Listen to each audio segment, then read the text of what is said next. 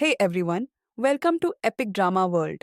आज हम डाइव करेंगे सिटी ऑफ रोमांस के थर्ड एपिसोड में, एक कहानी जो भरी हुई है राज, प्यार और जवानी के जाज्बात से। यूशुबो अपनी बड़ी बहन से मिलकर उसका शुक्रिया अदा कर रहा था, क्योंकि उसकी बहन ने उसकी मदद की थी। लेकिन उसकी बहन ने एक्सप्लेन किया कि उसने मंगा क्लब के फंड से अपने भाई के सोशल इवेंट को स्पॉन्सर करने के लिए पैसा इसलिए नहीं दिया था क्योंकि उसकी पहचान थी, बल्कि इसलिए दिया था क्योंकि इवेंट काफी अच्छा ऑर्गेनाइज किया गया था। उसने यूशुबो को यह भी याद दिलाया कि पब्लिशिंग हाउस का लोगो इवेंट में अच्छे से दिखाई देना चाहिए ताकि सब देख सके। यूशुबो ने अपनी बहन के लिए एक गिफ्ट खरीदा और शुरू में वो उससे काफी खुश हुई। लेकिन जब उसने देखा कि फैमिली की सारी विमेन ने भी उसके लिए गिफ्ट्स खरीदे थे, तो वो थोड़ी डिसअपॉइंटेड हो गई। उसने अपने भाई को एनकरेज किया कि वो किसी लड़की को डेट करे और कहा, अगर वो किसी को पसंद करता है तो यूज बस एक गिफ्ट दे। बैशाओदुओ भी यूशुबो को ढूंढने गई थी क्योंकि उसने उसे ब्लेक समझ लिया था।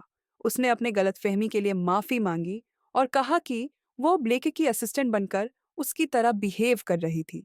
जब बैशाओदुओ को पता चला कि यूशुबो एक सोशल इवेंट ऑर्गेनाइज कर रहा है, तो वो खुशी से मंगा क्लब वापस गई, सोचकर कि ये इवेंट मंगा क्लब के लिए हो रहा है और यहाँ से वो लोग रिक्रूट कर सकती है। बै शाओदुओ सुयनचिंग के साथ रिवर के पास चल रही थी जब उन्हें उनके सीनियर हेरुई से टकरा गया। हेरुई ने सुयनचिंग को गारम जोशी से ग्रीट किया, लेकिन सुयनचिंग थोड़ा ठंडा था और लग रहा था कि वो उससे रिजेक्ट कर रहा था।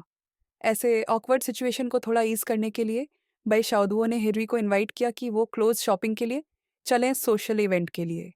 अगले दिन भाई शाओदुओ, हेरुई और लिन सो मियाओ शॉपिंग करने गए और हेरुई ने बै शाओदुओ के लिए एक खूबसूरत ड्रेस चूज की।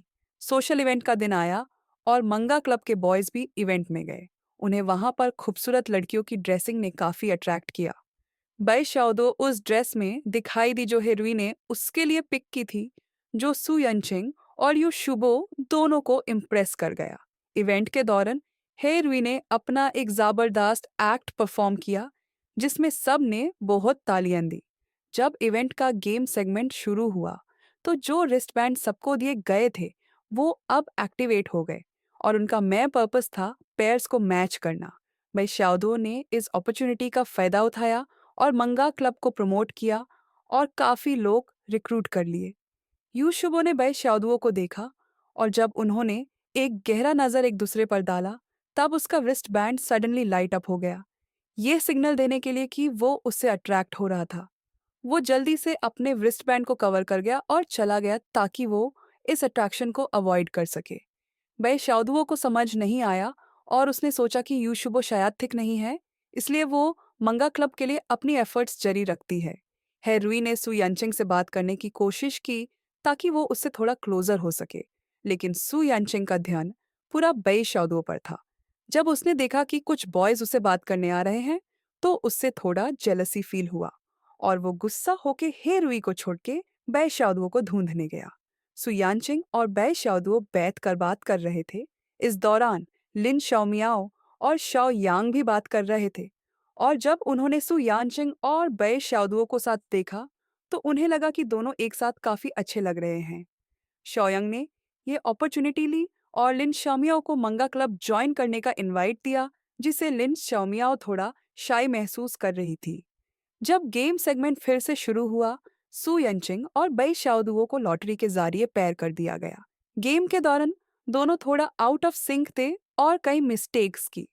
आखिरकार दोनों को चोट लग गई।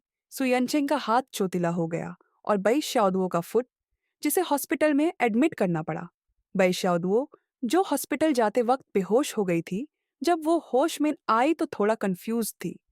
जब उसने सु यानचिंग का इंजर्ड लेग देखा, तो उससे काफी गिल्ट महसूस हुआ।